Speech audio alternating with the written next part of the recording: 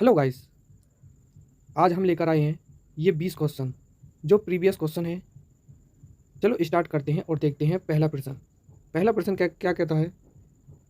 1946 में भारतीय संविधान के निर्माण के दौरान विधानसभा के संवैधानिक सलाहकार के रूप में किसे नियुक्त किया गया था? तो पहला ऑप्शन है B N Rao, B option है बी आर अम्बी आयंकर, सी ऑप्शन है के एम मनवेडेकर और डी ऑप्शन है गोपाल स्वामी। तो संवैधानिक जो विधानसभा के संवैधानिक सलाहकार थे ये थे बी एन राव। तो इसका सही आंसर क्या बनेगा? ए। ये क्या थे? ये स्थायी अध्यक्ष थे, स्थायी अध्यक्ष। अब बढ़ते हैं अगले प्रश्न पर। जिसे पश्चिम में हंटर मून के नाम से जाना जाता है उसे भारत में क्या कहा जाता है? ये एसएससी सीपीओ में पूछा गया क्वेश्चन है। पहले ऑप्शन पर है पौष पूर्णिमा, दूसरा है माघ पूर्णिमा, तीसरा चैत्र पूर्णिमा या कार्तिक पूर्णिमा। तो ये कार्तिक पूर्णिमा के समय ये हंटर मून दिखाई दिया था आसमान में। बढ़ते हैं अगले प्रश्न पर। निम्नलिखित में से किसे न्यूट्रॉन की खोज का श्रेय दिया जाता है? ये CHSL 14/10/2020 में हुआ क्वेश्चन है। पहले ऑप्शन पर है जे चैडविक, दूसरे ऑप्शन पर है जेम्स पी जूल और तीसरे पे है ई रदरफोर्ड, डी पे है जे थॉमसन। तो इसका सही आंसर है चैडविक। फ्रेंड्स, एक ट्रिक होती है ईंट पर नाच, ईंट पर नाच। ई से बनता है इलेक्ट्रॉन,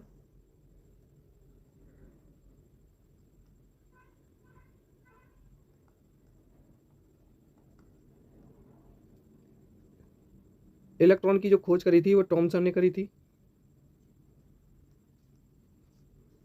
या इसको कह देते हैं थॉमसन। ऐसे ही जो पर का अर्थ होता है प्रोटॉन, और प्रोटॉन की जो खोज करी थी वो करी थी रदरफोर्ड ने।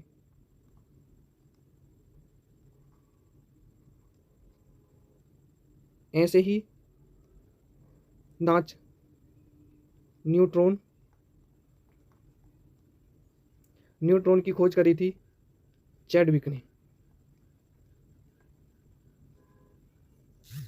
अब बढ़ते हैं अगले प्रश्न पर। निम्नलिखित में से कौन सी मात्रा एक सदिश राशि नहीं है? पहले ऑप्शन पर है काम, वेग, त्वरण, बल। तो ये क्या है? काम। ये एक सदिश राशि नहीं है, ये क्या है? अदिश राशि है।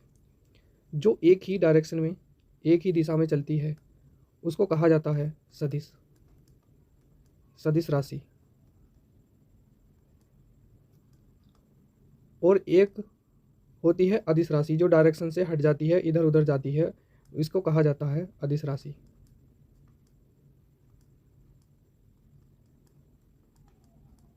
तो इसका सही आंसर है ए, बर्क। बढ़ते हैं अगले प्रश्न पर। निम्नलिखित में से किसे बंगाल में मुस्लिम पुनर्जागरण के जनक के रूप में जाना जाता है? तो पहला ऑप्शन है सर सैयद अहमद खां, दूसरा है अमीर अली, तीसरा है नवाब अब्दुल लतीफ़ खान और चौथा है नवाब सलीमुल्लाह खां। तो इसका सही आंसर है नवाब अब्दुल लतीफ़ खां को क्या कहा जाता है? ये कहा जाता है मुस्लिम पुनर्जागरण के जनक। तो इसका सही आंसर क्या बनेगा? सी। बढ़ते हैं अगला।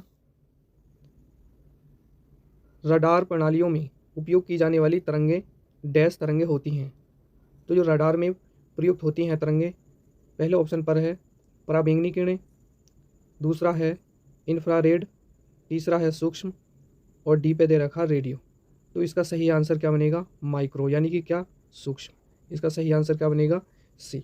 रडार में कैसी तरंगें प्रयुक्त होती हैं? तो सूक्ष्म होती हैं। बढ़ते हैं अगले प्रश्न पर। रेडियम की खोज किसने करी? पहले ऑप्शन पर है अब्दुल सलाम, दूसरे पर है अलेक्जेंडर फ्लेमिंग, तीसरे पे है पेरे और मेरी करी और डी पे है रोनाल्डोस। तो इसका सही आंसर पर बढ़ते हैं। इसका सही आंसर सी आंसर, पियरे और मेरी। रेडियम की खोज किसने करी थी? पियरे एंड मेरी ने। अब बढ़ते हैं अगले प्रश्न पर। भारत में हर वर्ष राष्ट्रीय विज्ञान दिवस कब मनाया जाता है? पहले ऑप्शन पर 15 मार्च, या 2 जनवरी, या 3 मई, या 28 फरवरी। तो इसका जो सही आंसर है 28 फरवरी राष्ट्रीय विज्ञान दिवस के रूप में मनाते हैं। और मजदूर दिवस कब मनाते हैं? तो 1 मई। 1 मई को क्या मजदूर दिवस के रूप में मनाते हैं। प्रवासी भारतीय दिवस कब मनाते हैं? तो ये मनाते हैं 9 जनवरी को। क्यों मनाते हैं?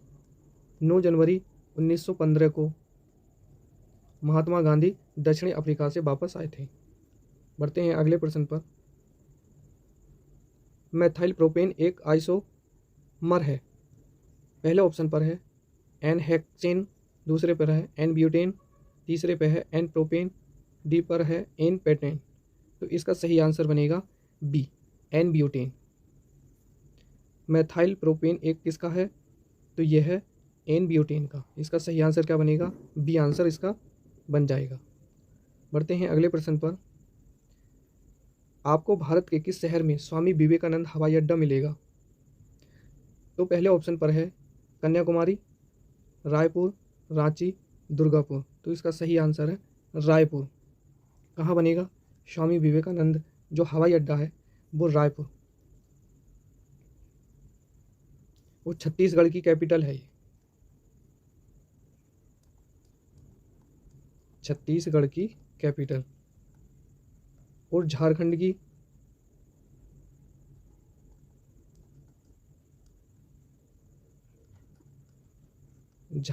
जो है कैपिटल वो है रांची। पढ़ते हैं अगले प्रश्न पर। निम्नलिखित में से कौन सा तत्व एक्टिनाइड है? पहले ऑप्शन पर है येटरबियम, दूसरे पर है लुटेटियम, तीसरे पे है क्योरिन, और डी पे है अर्बियम। तो इसका सही आंसर बनेगा सी, क्यूरियम एक एक्टिनॉइड है। बढ़ते हैं अगले प्रश्न पर। बराबर गुफाएं भारत में सबसे पुरानी जीवित चट्टानों को काटकर बनाई गई हैं, जो ज़्यादातर निम्नलिखित में से किस काल की हैं?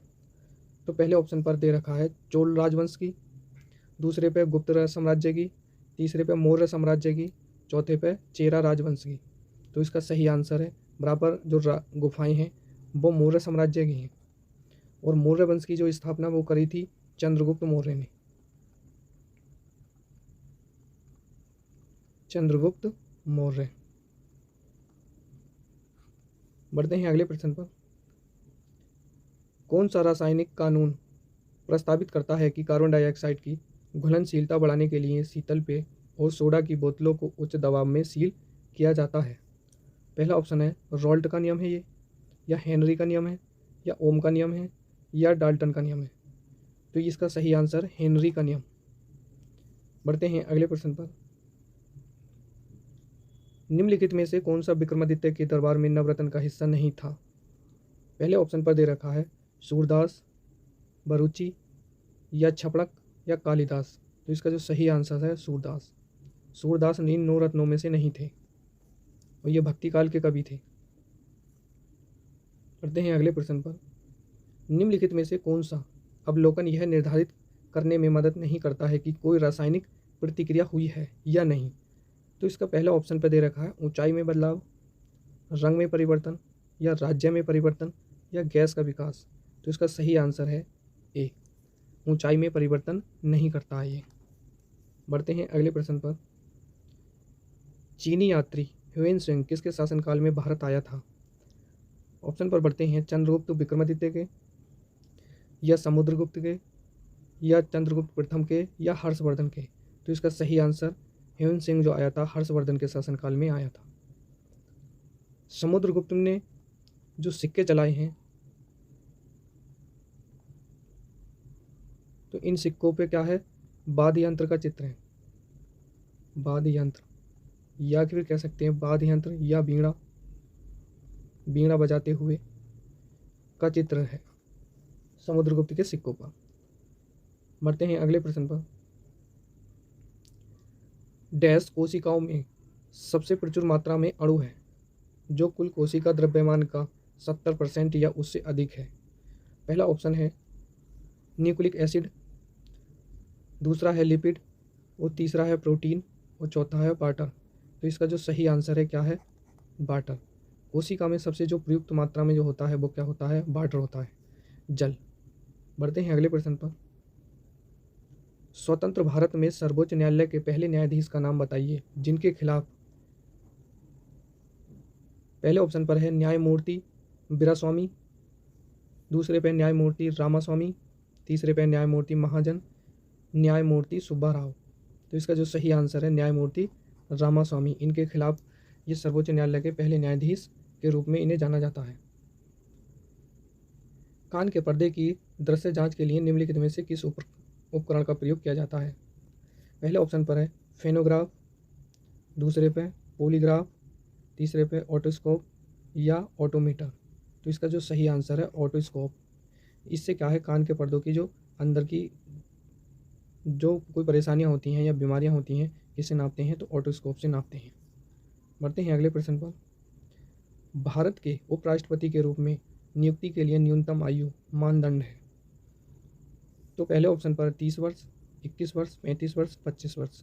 तो उपराष्ट्रपति के लिए इसकी जो न्यूनतम आयु है वो है फ्रेंड्स 35 वर्ष, जो इसका सही आंसर है सी। बढ़ते हैं अगले प्रश्न पर।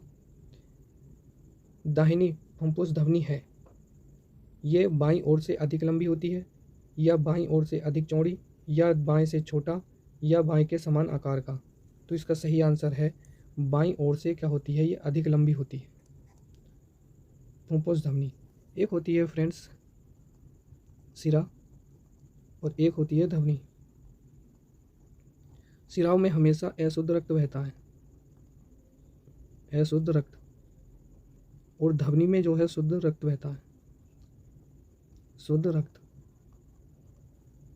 एक अपवाद के रूप में एक है फ्रेंड्स